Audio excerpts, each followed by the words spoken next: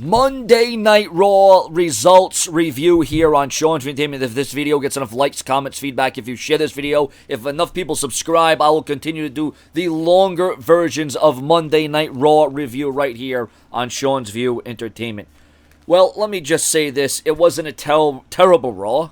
I mean, it was watchable, there's no doubt. And, I don't think, and I'm not expecting a hell of a lot in terms of storyline and development and enhancing, because the WWE aren't going to move a lot of storylines until we are through with Battleground and SmackDown goes live on Tuesday nights and the WWE draft, the brand split. And I know that the WWE right now are probably not going to shock us or surprise us. So I'm not going to come on here and say, well, there wasn't much in the storyline development.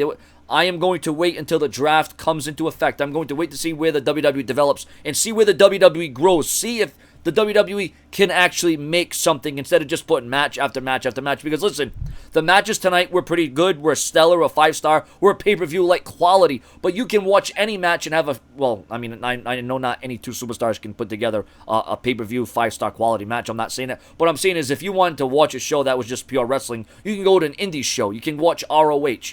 Go watch some TNA, go watch some indie wrestling around your area, around your neck of the woods, because, anybody can book a Monday Night Raw that has, well, we're going to have this match, we're going to have that match, we're going to set up a tag team match, we're going to set up a championship match.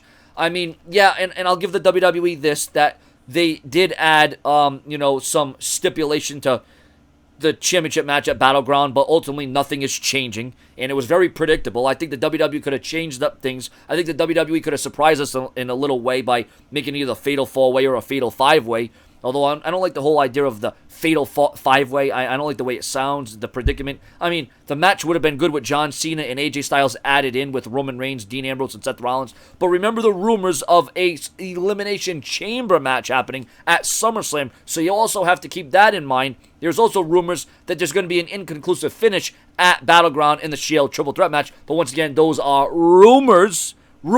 So let's get into the live results and review of Monday Night Raw tonight. And once again, if the longer extended videos of Raw review gets enough likes, views, comments, and enough people that subscribe, I will try to keep this up on the daily, on the week to week. And of course, I will follow that up with a live SmackDown review the very next night when SmackDown goes live on Tuesday nights. So it kicked off with a pretty damn good segment with Seth Rollins exposing Roman Reigns, saying that Roman Reigns doesn't deserve to be in the match, that Roman Reigns has spoiled. He has soiled what Seth Rollins developed, because Seth Rollins brought up Roman Reigns, and it's embarrassing to Seth Rollins that Roman Reigns was that Roman Reigns got suspended, that Roman Reigns was in this spot, that Roman Reigns was in this predicament, right?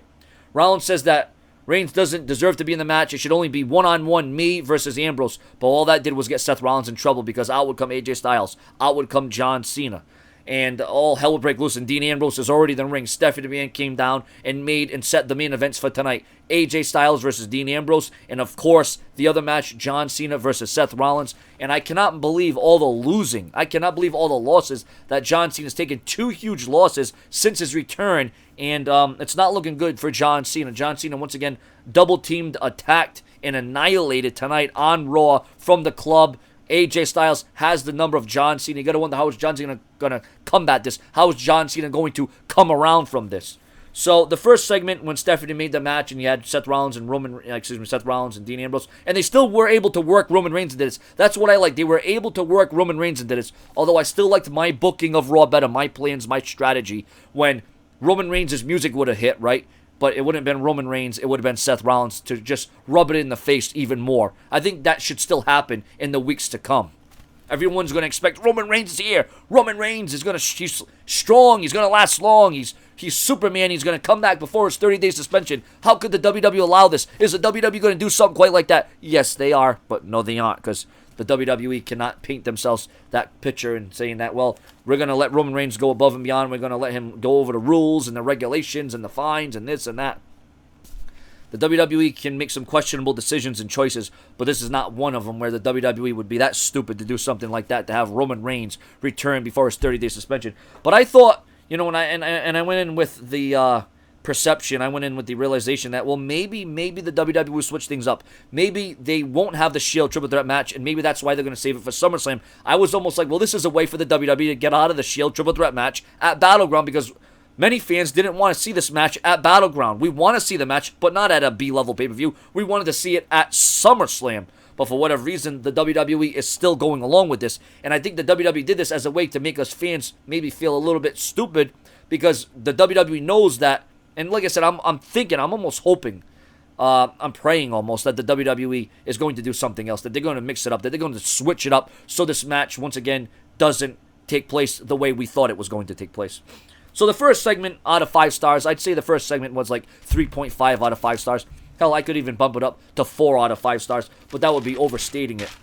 Up next, we had a women's tag team match with Paige and Sasha Banks versus Charlotte and Dana Brooke. Yes, Sasha Banks is still using the Banks statement. I'm glad the rumors were wrong. The rumors were wrong this time. I wasn't wrong. If you don't pay attention to the rumors, the news, and the headlines here on Sean for Entertainment, and you don't understand how it is rumors work, sometimes they happen, sometimes they don't happen. It's not my fault if you can't pay attention and you don't know how WWE news, rumors, and headlines work, and how the WWE can switch directions or plan differently, or sometimes the rumors don't come to be, and that's not my fault. That's not on me. That's on the dirt sheets and the websites. But either way, I am glad that Sasha Banks is still using the Banks statement as Dana Brooke tapped out.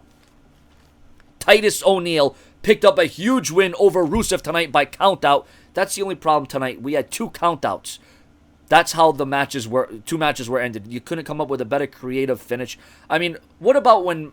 well, you know, not to backtrack. I don't want to talk about The Miz and Kane, but you know what? While I'm on, I am going to talk about it. I'm going to be all over the place. I don't give a damn. I don't give a rat's ass, because Sean Van Dam is going to be here all night long. We're going to be realizing, recognizing, and if you donate below, you get on the bright lights, the LED board. It's not shining up right now because we ain't got no donations. But if you donate to Sean Van Dam by clicking the link below, even if it's $1, $2, $3, $50, $100, whatever donation from $1 and up, your name gets on the board. You will be the attraction. So, yeah, Paige and Sasha Banks pick up the victory. They continue to build momentum, and Charlotte's championship reign is in jeopardy. But Kane returned. Now, here was another match that ended in countout. Kane versus The Miz for the Intercontinental title. You know, this is a match where I looked on social media and a lot of people turned off the channel. A lot of people switched it up. A lot of people weren't interested in seeing Kane. They thought someone new. They thought someone exciting. They thought someone other than Kane, like an NXT call-up, maybe Finn Balor, because Finn Balor was teasing that he was going to be on Monday Night Raw. But obviously, as we all saw, that did not happen. That did not materialize. It was just a tease. That's all that was. A rumor, okay? So that match, the Intercontinental title match, also ends in controversy because The Miz walks out with Maurice acting like she feigned an injury. It was all fake. It was all a facade. It was all predetermined. The Miz and Maurice knew it all along, and this was Kane getting the victory by a countout. So does that mean we have to sit through Kane versus The Miz again?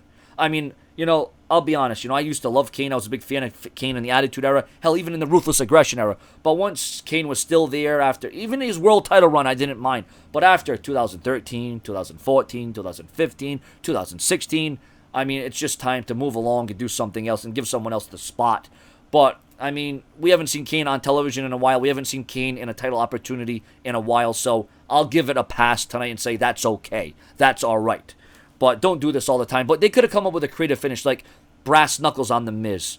Or the exposed turnbuckle. You know how the WWE used to do that? You know they used to switch up scenarios? Why have 2 countouts in one night? It's unnecessary. You could have went about things a different way. Have a referee knock down. Have The Miz strike the official. Have something happen. Something of substance. Instead of just, oh, don't go back to the drawing board. Don't go see what you can reverse and see what you can change. No, just go with a formula that is so basic it's ridiculous.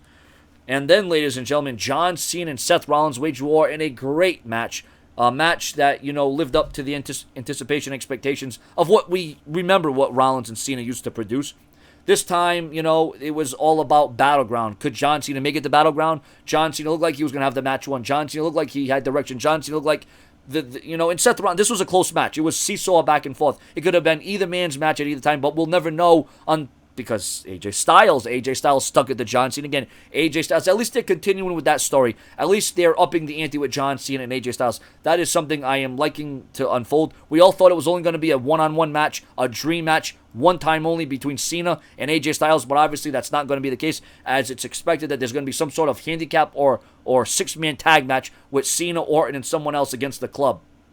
And I still think we could still get another Cena-AJ Styles match out of this, perhaps on Monday Night Raw. Now, I read the report about the July 4th edition of Raw is going to be a lame duck show. The WWE ain't going to do much on the show. It's going to be a throwaway show. Why would you do that? That's the thing with WWE. That's their thinking. That's their strategy. That's their logic. It's July 4th. No one's going to watch Raw, so we're just going to throw out a bunch of crap. We're going to just throw, dots here and there in whatever lands and whatever matches and whatever predicaments because it doesn't matter. No, you cannot go in with that mindset. You cannot have that logic that it doesn't matter because if you give fans a reason to matter, to tune in, people will watch the fireworks. They'll rush home to watch Raw. Just like when I used to work. Yes, I used to work because YouTube is now my job while I'm trying to make it my full-time job because this is what I love. And I want to continue to do this because I have such a passion. I have such hustle. I have such loyalty. I have such respect for this. But anyways, I mean, there was times I would rush home. I would fly home from Monday Night Raw. How I didn't get a speeding ticket, I'll never know. Those were the times when Raw, you got mad. You were literally mad when you missed 5 minutes of Raw. Or if you missed the whole episode of Raw, forget it. You went off the table. You went intense. You went crazy as Dean Ambrose. Just as lunatic crazy and fringe as the WWE Champion. That's what you would do there. So anyways, Seth Rollins defeats John Cena off the distraction of AJ Styles. That was definitely different. I didn't think AJ Styles, I knew AJ Styles was going to have he was going to play some kind of role in the match, but I cannot believe that John Cena lost to Seth Rollins, his second loss, and he's just returned. Enzo and Cass defeat some local jobbers, couple haters. The social outcasts come out. They try to make a name for themselves. They try to stop Enzo and Cass, but they didn't do too well. That didn't get over so great for them. It was not a good night if you were the social outcasts. Once again, ladies and gentlemen, the New Day. Now, this was a pretty entertaining segment with the New Day coming out dressed as the Wyatt family, mocking them. It was a fun segment. I'll say that. It was a fun segment. At least they did something there. It wasn't just a match. There was a story behind it. Then the Wyatt family addresses the New Day and their positivity, and it was good. It was good. It was worth a watch in my opinion. And then, ladies and gentlemen, we head on to the main event, the main attraction. It was AJ Styles versus Dean Ambrose, and AJ Styles versus Dean Ambrose, and Seth Rollins was at ringside. Now I'm thinking, well, Seth Rollins is at ringside. Seth Rollins is actually wanting to have Ambrose win this match because he doesn't want a fatal four-way. He wants to go back to the original match of a triple threat match, which if it was Seth Rollins running things, it would only be Seth Rollins versus Dean Ambrose in a one-on-one encounter. So throughout this match, even though Seth Rollins wants to see Dean Ambrose get dismantled and dismembered, he still wants Dean Ambrose to get the victory over AJ Styles. Match was great, match was solid, match was intense, match was everything you would expect it to be. Dean Ambrose gets the victory off of John Cena distraction, revenge, retaliation from early in the night when AJ Styles screwed John Cena. A tit for a tat. John Cena will not forgive, and he certainly won't forget, especially when you screw him out of an opportunity for the WWE title. And then we also had the highlight reel tonight. We had the highlight reel with Kevin Owens and Sami Zayn. Chris Jericho gets taken out by Sami Zayn and Kevin Owens. Even though they hate each other, even though they loathe each other, this is going to be the final chapter. It's going to be the final time that Kevin Owens and Sami Zayn step into the ring, and it's going to be a match of epic proportions. Perhaps it's going to be one of the matches of the night at WWE Battleground on the WWE Network. And Kevin Owens and Sami Zayn are, approaching a match here with such significance and such history and such backing. You know that these two are going to have a standout match, the likes of which we haven't seen in a very long time out of Battleground, okay, out of Battleground. So all in all, Monday Night Raw was what it was. It was cool. It was good. It was worth a watch. And once again, I know, I like story. I rather see storylines develop and change up and drag out, and and as long as they can make it entertaining, instead of seeing a 30-minute match. Because if we want to see long matches, 5-star matches, that's why we have pay-per-views. That's why we have the special events. We don't need to see 5-star caliber matches on Monday Night Raw. We don't need these guys going out there and killing each other. We need more substance. We need more storytelling. We need more. And even in the ring, sell an injury. Make it look like it hurts. I mean, I know it hurts. Because, I can't stand people that say wrestling is fake. Because it all hurts. You get banged up. You get sore. You get injuries. You get broken bodies, broken bones. You're battered. You're bruised. You're cut. You're slit. You're bleeding. There's a lot of things that go along with it. But they could tell more of a story in the ring if I were in charge of that. But ladies and gentlemen, that is your WWE Raw review. Nothing too bad.